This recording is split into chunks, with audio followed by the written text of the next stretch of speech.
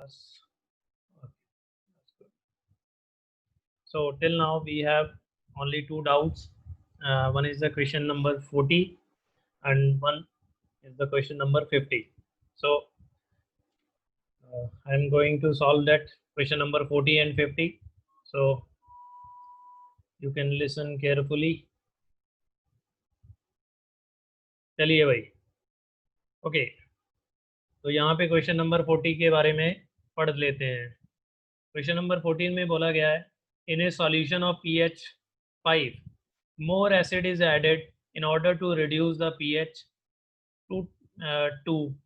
The increase in hydrogen ion concentration is. Okay, so ये जिसका भी डाउट था वो काफ़ी अच्छा डाउट है. ये मैंने क्लास में नहीं पढ़ा रखा है, थोड़ा डिटेल में pH नहीं पढ़ा रखा है. लॉग के बारे में मैंने आपको नहीं पढ़ाया था. ठीक है, तो ये उसी से रिलेटेड ये क्वेश्चन है. तो चलिए मैं आपको बता देता हूँ अब.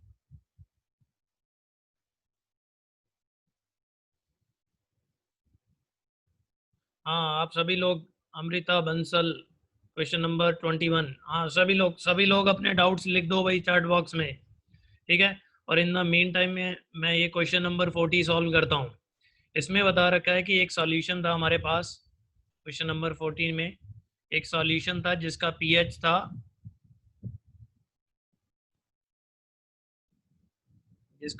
था 5 और उसमें हमने क्या कर दिया, और एसिड ऐड कर दिया. ठीक है, इसके अंदर हमने और एसिड डाला तो इसका पीएच हो गया 2. कोई दिक्कत नहीं भाई. एसिड और एसिड ऐड करेंगे तो पीएच घटता ही है ना. एसिडिक स्ट्रेंथ बढ़ती है तो पीएच घटता है.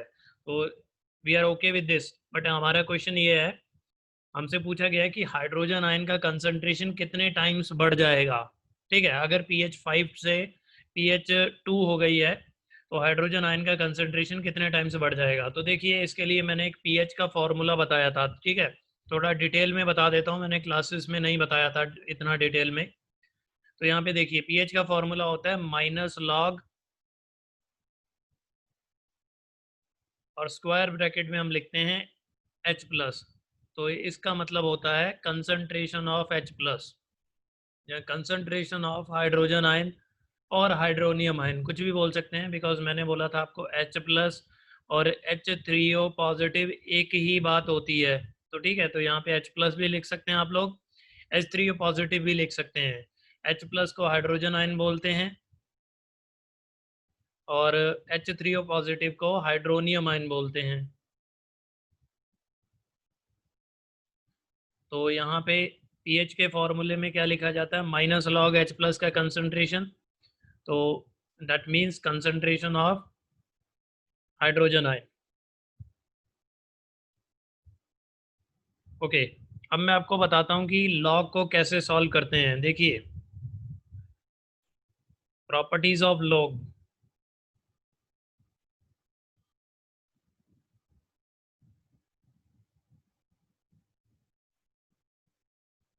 तो ये सारे लोग ध्यान से देख लेना, ये आपके लिए नई चीज़ है. Properties of log. लॉग को कैसे सॉल्व करते हैं, मैं एक दो प्रॉपर्टीज ही बताऊंगा. पहली चीज़ तो आप ये याद रखोगे कि log 10 की वैल्यू जो होती है वो 1 होती है. ठीक है, log 10 की वैल्यू 1 होती है. Second property is this, log के अंदर अगर कोई भी चीज़ हो, से a की पावर x दे रखा है, तो हम क्या कर सकते हैं, उस पावर को log के बाहर लिख सकते हैं. ठीक है, जो भी पावर होगी इसे उठा के हम बाहर लिख सकते हैं. तो मतलब ये हुआ कि log a की पावर x को हम x log a लिख सकते हैं. ओके, तो ये भी हमें समझ में आ गया. और क्या है, थर्ड प्रॉपर्टी ये है कि अगर log y, ठीक है, कोई सा भी किसी भी चीज़ का log अगर कुछ x है, ठीक है, log y is equal to x है, तो अगर हमें log को हटाना हो तो हम दूसरे तरफ क्या कर देते हैं, जो भी नंबर होता है उसे 10 टू दी पावर में कर देते हैं. अगर log y is equal to x है तो इसका मतलब होता है y is equal to 10 to the power x. Okay, तो ये तीन प्रॉपर्टीज आपको याद रखनी होंगी. बस इस क्वेश्चन को आसानी से हम सॉल्व कर सकते हैं अगर ये तीन प्रॉपर्टीज हमें याद हो जाएं. तो log की पहली प्रॉपर्टी है कि log 10 की वैल्यू 1 होती है। log के अंदर अगर कोई भी नंबर लिखा हो, ठीक है, जैसे a की पावर x, तो उसकी पावर को हम बाहर लिख सकते हैं, ठीक है। और अगर log y किसी नंबर के बराबर है, then y will be equal to 10 to the power x, ठीक है। तो ये तीन प्रॉपर्टीज आपको याद होनी चाहिए। ओके, अब हमें क्या दे रखा था, देखिए पीएच के फॉर्मूले में, पीएच के फॉर्मूले में हमें दो सॉल्यूशन दे रखे थे, ठीक है। हमें बोला था कि इनिशियली पीएच कितना था, 5 था, और फिर पीएच हो गया 2। तो हम दोनों में पीएच के फॉर्मूला में पता है, पीएच इज इक्वल टू होता है minus log H plus ion का कंसंट्रेशन। तो यहाँ पे हमें पीएच दे रखी है, तो हम लिख देंगे 5 is equal to minus log H plus का कंसंट्रेशन। ओके, अब हम क्या लिख सकते हैं, हम ये भी लिख सकते हैं कि माइनस लॉग या लॉग एच प्लस आयन का कंसंट्रेशन इज इक्वल टू -5। अब देखिए थर्ड प्रॉपर्टी का हम यूज कर सकते हैं, यूजिंग थर्ड प्रॉपर्टी।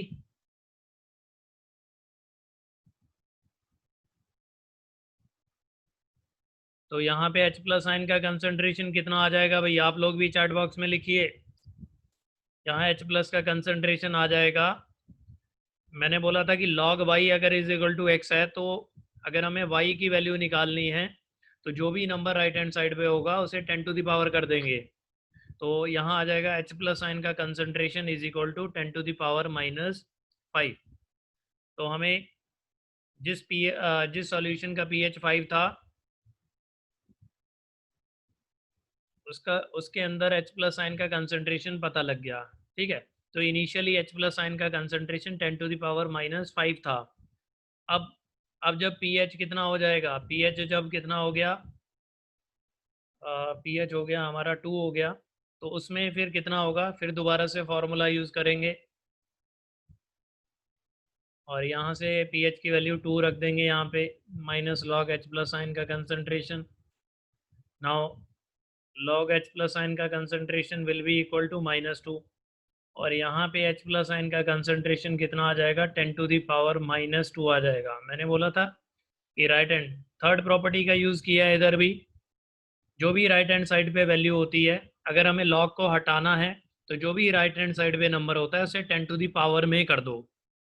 तो जब pH 2 हो गया, तो हमें तब भी क्या पता लग गया, H प्लस आयन का कंसंट्रेशन पता लग गया। तो अब हमसे पूछा था कि H प्लस आयन का कंसंट्रेशन कितना बढ़ गया, कितने टाइम्स बढ़ गया। तो आप खुद ही दिमाग लगा सकते हो, पहले कंसंट्रेशन कितना था, 10 टू द पावर -5 था, बाद में कितना हो गया, 10 टू द पावर -2 हो गया। दैट मीन्स जब 10 टू द पावर -5 की मल्टीप्लाई हम किसी नंबर से अगर करें, तो वो 10 टू द पावर -2 हो जाए, तो इसे सॉल्व करने पे हमें y मिलेगा। तो कुछ भी बोल दो यार, तुम इसे y से कंफ्यूज हो जाओगे, कुछ n बोल दो कि हमें नहीं पता, हमें n निकालना था ये। तो यहाँ से हमें पता लग गया n की वैल्यू, इसे सॉल्व करने पे 10 to the power -2 upon 10 to the power -5 को सॉल्व करेंगे। एक्सपोनेंट्स आपको सॉल्व करने आते होंगे, मुझे उम्मीद है। तो यहाँ पे जो आंसर आएगा वो आ जाएगा हमारा 1000। तो डैट मीन्स कि जो कंसंट्रेशन है H प्लस आयन की, वो 1000 टाइम्स इंक्रीज हो गई है, ठीक है। पहले 10 टू द पावर -5 थी, अब 10 टू द पावर -2 हो गई है। तो हमारा आंसर होगा 1000। सो 1000 times, this is the correct answer. 40 के लिए करेक्ट आंसर क्या होगा, 1000 होगा भाई। क्या आपको ये क्वेश्चन समझ में आ गया, क्वेश्चन नंबर 40, जिसका भी डाउट था क्लियर हो गया क्या, बताइए भाई।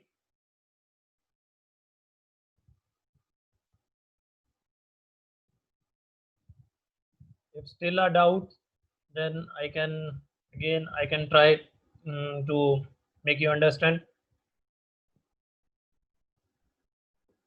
अब ये एनोटेशन कौन गधा कर रहा है।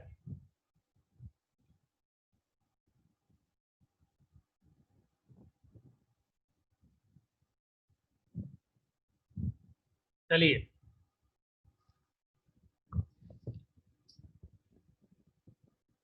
ओके, नाउ क्वेश्चन नंबर, अब हमारा नेक्स्ट जो डाउट था वो था question number 50। Okay, question number 50 कहाँ है देखते हैं, ये रहा। चलिए क्वेश्चन नंबर 50 में क्या है देखिए। क्वेश्चन नंबर 15 में, in the given series of reactions what are Y and Z Z respectively.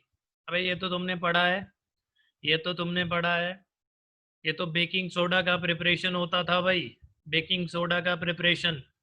यहाँ पे जब भी बेकिंग सोडा प्रिपेयर करते थे तो हम क्या करते थे, NaCl, वाटर, CO2 और अमोनिया को मिक्स कर देते थे, तो तब हमें NH4Cl, ammonium chloride plus NaHCO3 मिलता था, बेकिंग सोडा मिलता था।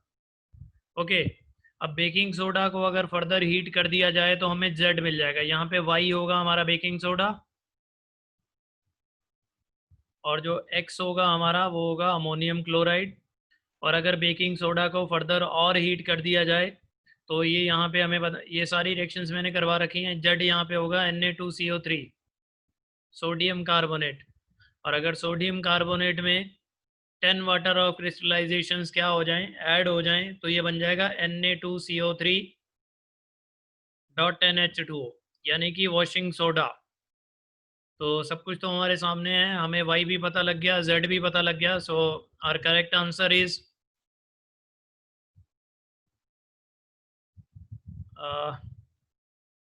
Y NaCO3 है और Z Na2CO3 है।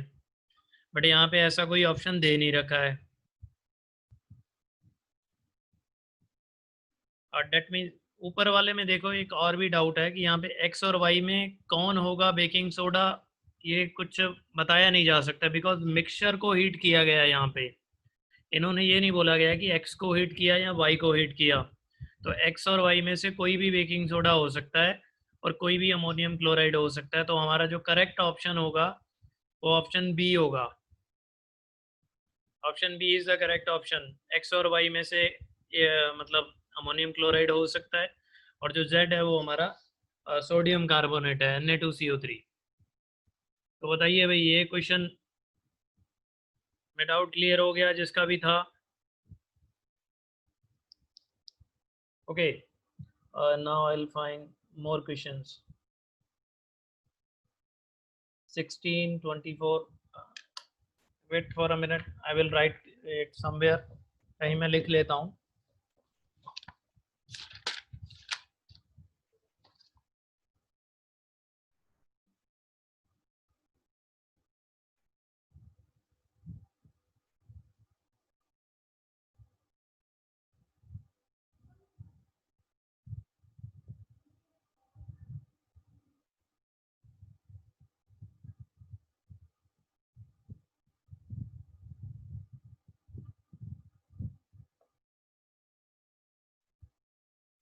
ओके, तो मैंने सभी के डाउट्स लिख लिए हैं,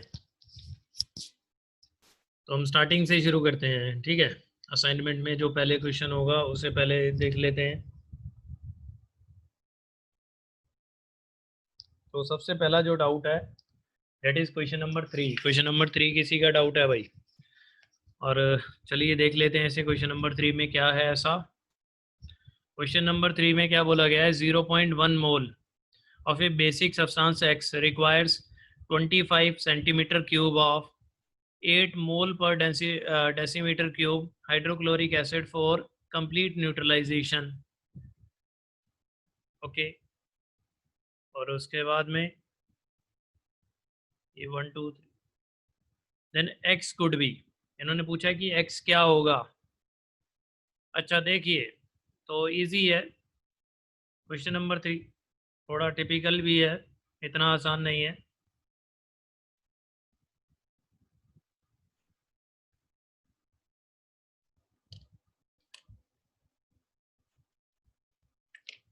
ओके, क्वेश्चन नंबर 3 में देखिए, मैंने न्यूट्रलाइजेशन रिएक्शन आपको पढ़ाया था। न्यूट्रलाइजेशन रिएक्शन में क्या होता है, एक एसिड किसके साथ, कोई भी एसिड जो होता है वो बेस के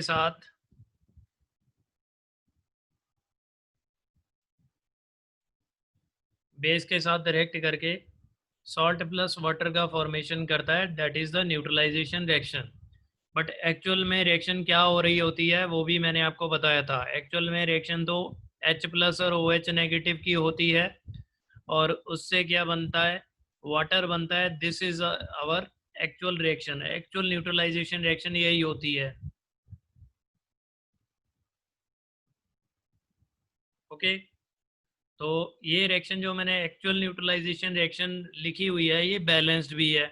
ठीक है, तो यहाँ पे आप देख सकते हो ये बैलेंस भी है। एक H+ को एक OH नेगेटिव चाहिए होता है न्यूट्रलाइजेशन के लिए। ठीक है, ये क्लियर है सबको? ठीक है, एक H+ को अगर एक H+ लेते हैं तो उसे एक OH नेगेटिव चाहिए अपने न्यूट्रलाइजेशन के लिए। ठीक है, अगर एक मोल लेते हैं, अब क्वांटिटी कैसे भी आप बढ़ा सकते हो। अगर एक मोल लेते हैं तो एक मोल को एक मोल OH नेगेटिव चाहिए, एक मोल H+ को एक मोल OH नेगेटिव चाहिए न्यूट्रलाइजेशन के लिए। ओके, अब देखिए हमारे पास जो क्वेश्चन है उसमें बोला गया है कि कोई बेस है X, कोई भी बेस X है, उसका रिएक्शन किसके साथ करवा रहे हैं, उसका रिएक्शन HCl के साथ करवा रहे हैं। ठीक है, और यहाँ पे न्यूट्रलाइजेशन रिएक्शन हो रहा है, तो उसकी बाद में बात करेंगे। बट इन्होंने क्वेश्चन में हमें बोल रखा है कि 0.1 मोल, अगर हम बेस का 0.1 मोल लेते हैं तो उसे उसे 25 centimetre cube of 8 mole per decimetre cube of HCl की रिक्वायरमेंट होती है कंप्लीट न्यूट्रलाइजेशन के लिए।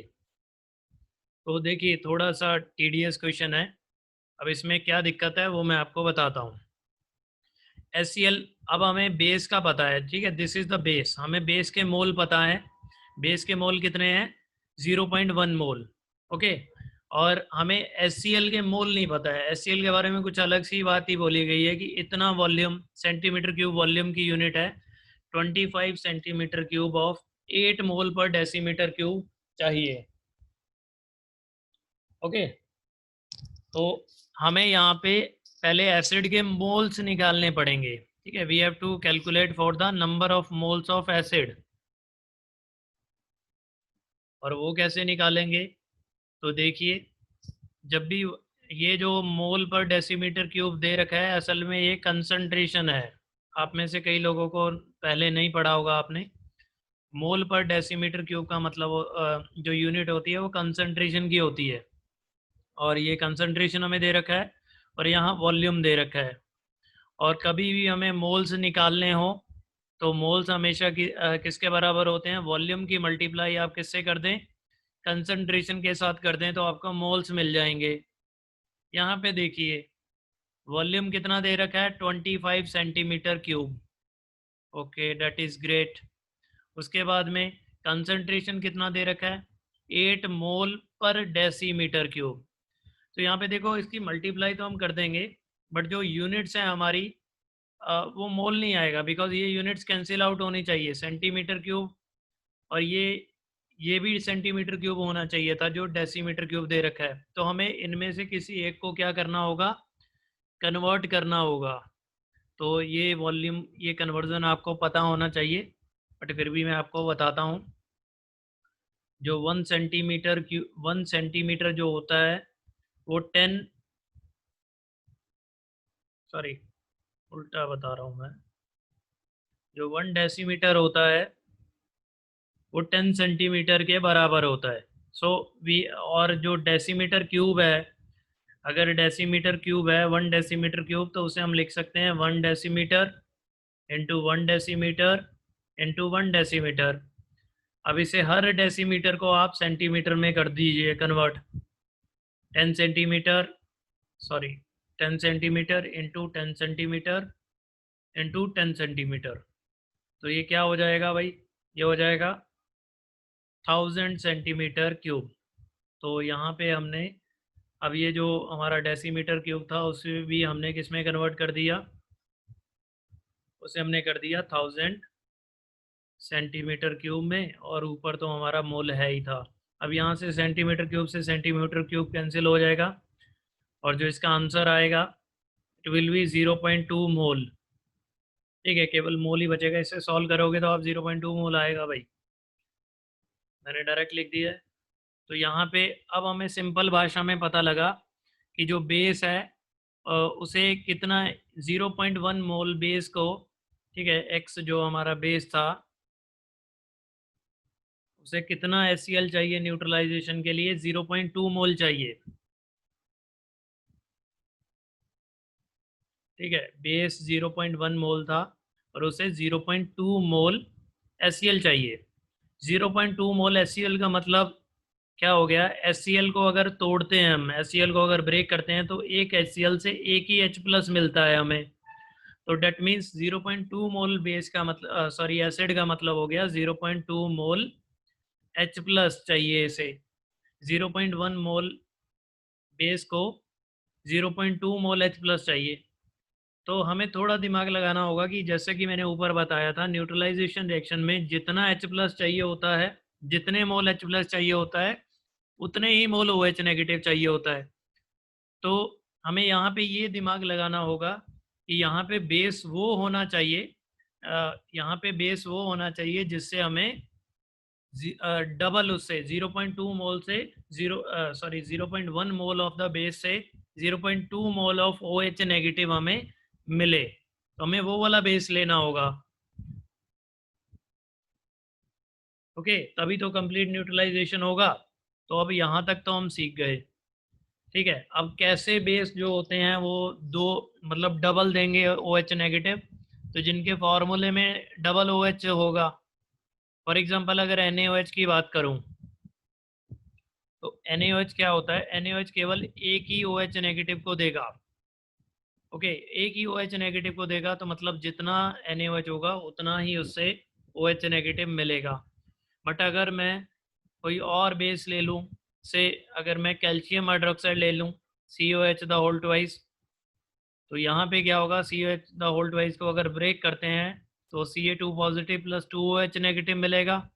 तो ये वाला बेस क्या हो गया, अगर हम इसका इसे 1 ले रहे हैं, ठीक है, एक ले रहे हैं, या मोल में ही बात कर लेते हैं, अगर इसका 1 मोल अगर मैं लेता हूँ COH द होल ट्वाइस का, तो यहाँ से मुझे 2 मोल OH नेगेटिव मिलेगा। ओके, तो अब हमें समझ में आया कि X कैसा होना चाहिए, X कुछ CaOH द होल ट्वाइस जैसा बेस होना चाहिए।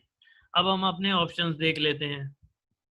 तो क्वेश्चन नंबर 4, हाँ, क्वेश्चन नंबर 4 में ऐसा कौन सा ऑप्शन है जिसमें क्या मिल रहा हो, हमें 2 OH नेगेटिव मिल रहे हो उस बेस से। तो पहला जो ऑप्शन है हमारा AlOH द होल थ्राइस, यहाँ से तो 3 मिल रहे हैं तो ये कैंसिल आउट हो गया। NaOH से 1 मिल रहा है तो ये भी कैंसिल आउट हो गया।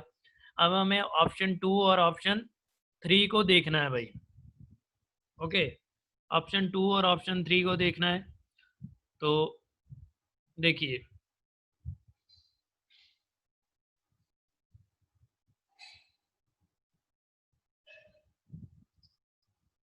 अगर K2O को पानी में डालेंगे CuO, तुम बोलोगे सर इसमें हमें सीधा सीधा वो तो दिख ही नहीं रहा है, हमें क्या बोलते हैं, हमें तो सर इसमें OH दिख ही नहीं रहा है। अब तो ये बेस ही कैसे होगा, तो मैं आपको बता देता हूँ कि ये कॉपर का ऑक्साइड है CuO। तो इसमें आपको क्रिस क्रॉस फार्मूला, जैसे आपको पता है कॉपर की 2 ऑक्सीडेशन स्टेट होती हैं, ठीक है, +1 भी हो सकता है, यहाँ पे +2 भी हो सकता है, बट इसका फॉर्मूला हमें बता देगा कि कॉपर किस ऑक्सीडेशन स्टेट में है। तो अगर कॉपर +2 में हो, और हमें ऑक्साइड का तो पता ही है, ऑक्साइड का जो चार्ज होता है ऑक्साइड के ऊपर वो -2 होता है। तो अगर ऐसा होगा तभी ये क्रिस क्रॉस करके ये वाला फार्मूला आएगा। तो डेट मीन्स कि कॉपर ऑक्साइड के अंदर एक Cu2 पॉजिटिव है और एक O2 नेगेटिव है। ओके, तो बेसिकली यहाँ पे क्या करता है, O2 नेगेटिव ही रोल प्ले करता है, जो मेन रोल होता है।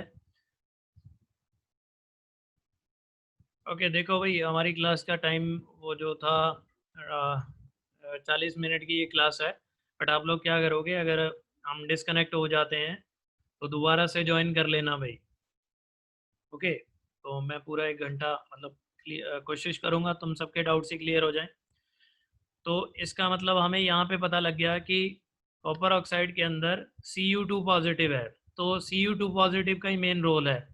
तो जब भी, वैसे ही कॉपर ऑक्साइड एक मेटल ऑक्साइड है, और metal oxide basic in nature हुआ करते थे, मैंने आपको बताया था। और ये बेसिक इन नेचर कैसे होते हैं, जब इन्हें वाटर में डालेंगे तो आपको पता होगा, अगर किसी ने नेक्स्ट चैप्टर, बेसिकली तो ये नेक्स्ट चैप्टर का है, कि कभी भी किसी मेटल ऑक्साइड को अगर वाटर में डालें तो उससे क्या बन जाता है, मेटल हाइड्रोक्साइड बन जाता है। तो क्योंकि इसके अंदर कॉपर जो है वो +2 में है, तो जो हाइड्रोक्साइड होगा इसके साथ जब कंबाइन होगा तो कुछ ऐसा हाइड्रोक्साइड बनेगा, CuOH द होल ट्वाइस, यानी कि ये कुछ ऐसा बेस है जिससे हमें 2 OH नेगेटिव आयन मिलेंगे। तो हमारा ऑप्शन जो है ये वाला करेक्ट हो गया भाई। तो ये जो बेस होना चाहिए हमारा CuO होना चाहिए। तो ये तो सही है, बट जो नीचे आंसर हमारे दे रखे हैं वो मल्टीपल में दे रखे हैं, ठीक है, दो बेसिस के पेयर दे रखे हैं, तो उनकी भी बात कर लेते हैं। अगर K2O की बात करें तो K2O के अंदर क्या होता है, जो पोटेशियम है उसकी ऑक्सीडेशन स्टेट कितनी है, पोटेशियम की तो वैसे एक ही होती है, ठीक है। कॉपर के लिए हमें देखना पड़ रहा था कि कॉपर +1 में है +2 में है, बट पोटेशियम का हमें पता है पोटेशियम हमेशा +1 में होता है। तो इसका मतलब जब इसे वाटर में हम डालेंगे तो पोटेशियम का जो हाइड्रोक्साइड होगा उसका फॉर्मूला कुछ ऐसा बनेगा, क्रिस क्रॉस करेंगे तो यहाँ से हमें मिलेगा KOH, और KOH केवल एक ही OH नेगेटिव देता है, ठीक है, एक ही OH नेगेटिव दे रहा है, इसका मतलब ये भी हमारा आंसर नहीं हो सकता है। मैंने आपको समझाया था कि हमें बेस वो होना चाहिए जो कि 2 OH नेगेटिव आयन दे। तो ये जो जो भी आंसर्स हैं इसके, ठीक है, इसमें गलत दे रखा है, only one is the correct, जो सेकंड वाला ऑप्शन है यही करेक्ट है केवल, ओके, बाकी और कोई भी बेस नहीं लिया जा सकता। तो होप आपको समझ में आ गया होगा। अगर किसी को ये नहीं समझ में आया, ये ज़रूर बताओ भाई, ये क्वेश्चन काफ़ी टिपिकल था, मतलब बहुत सारी चीज़ें हमने इसमें पढ़ी। तो क्या आपको ये समझ में आया जो मैंने खिचड़ी यहाँ पे पकाई?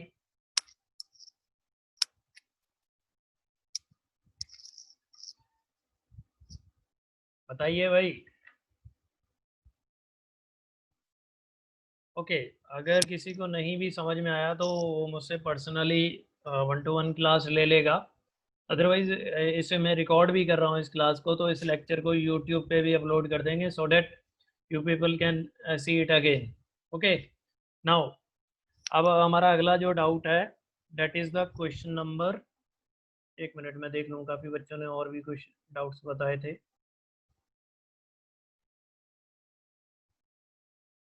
हाँ जी, तो हमारा नेक्स्ट क्वेश्चन जो है वो है 14। तो 14 क्वेश्चन की बात कर लेते हैं। ओके, यहाँ पे क्या बोला गया है 14th क्वेश्चन में? 14 क्वेश्चन में बोला गया है कि 10 ml of A solution of NaOH is found to be completely neutralized by 8 ml of given solution of HCl.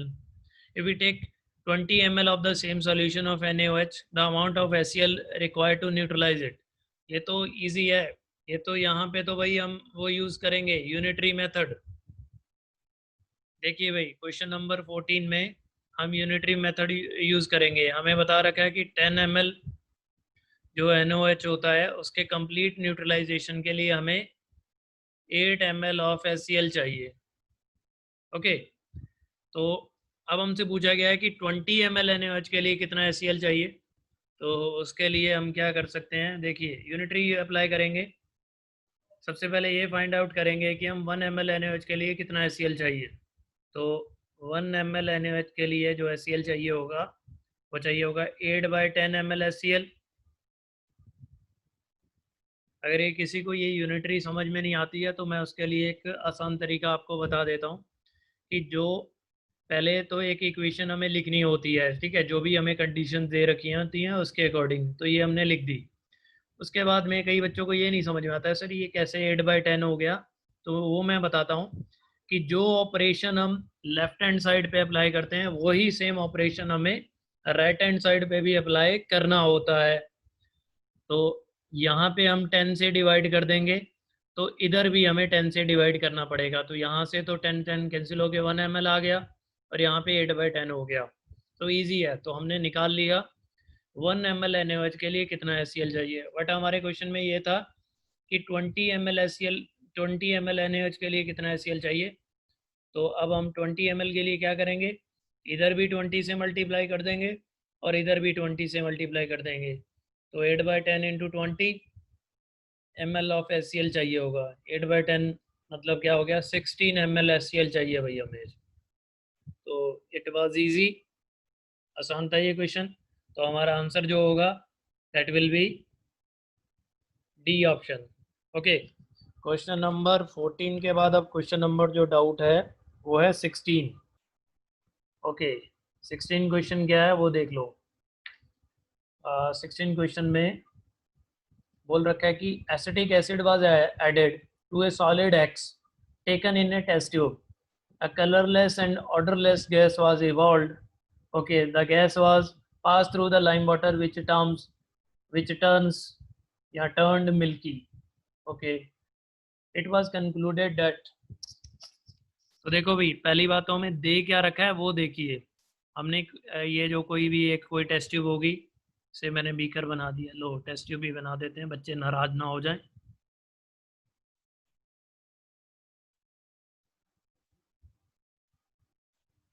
तो इस टेस्ट ट्यूब के अंदर क्या है, हमारा एक्स कोई भी सॉलिड है, ठीक है। और उसके अंदर हमने क्या डाल दिया, जब हमने इसके अंदर एसिटिक एसिड डाला यानी कि CH3COOH को डाला, तो यहाँ से एक गैस इवॉल्व हुई, ठीक है। That gas is odourless and colourless,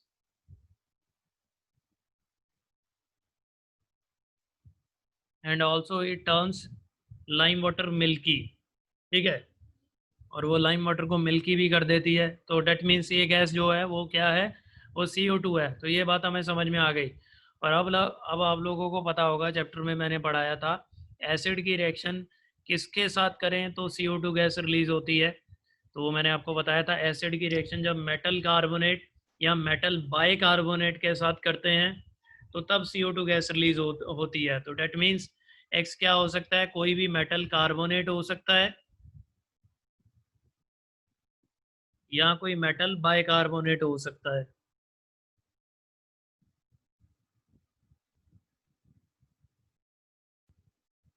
okay, अब ऑप्शंस पढ़ते हैं। ऑप्शंस इसके शायद ऊपर होंगे।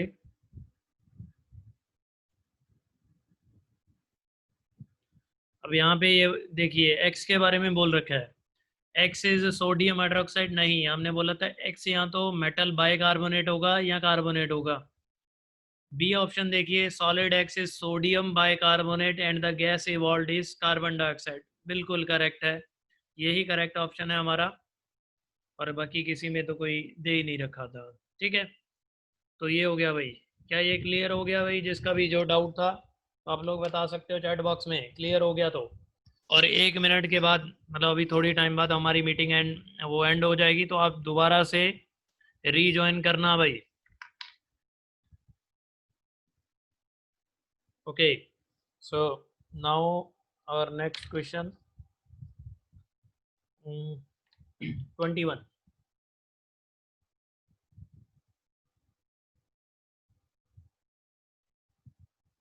21 क्वेश्चन में क्या है देखिए, in 21 question, an experiment was carried out using the apparatus shown below. Okay, experiment कर रहे हैं, इलेक्ट्रिसिटी पास कर रहे हैं किसी सॉल्यूशन में से, ठीक है। लिक्विड एक्स में से इलेक्ट्रिसिटी को पास कर रहे हैं। Liquid X is an aqueous solution of concentration of 1 mole per decimetre cube. तो लिक्विड एक्स की कंसंट्रेशन दे रखी है।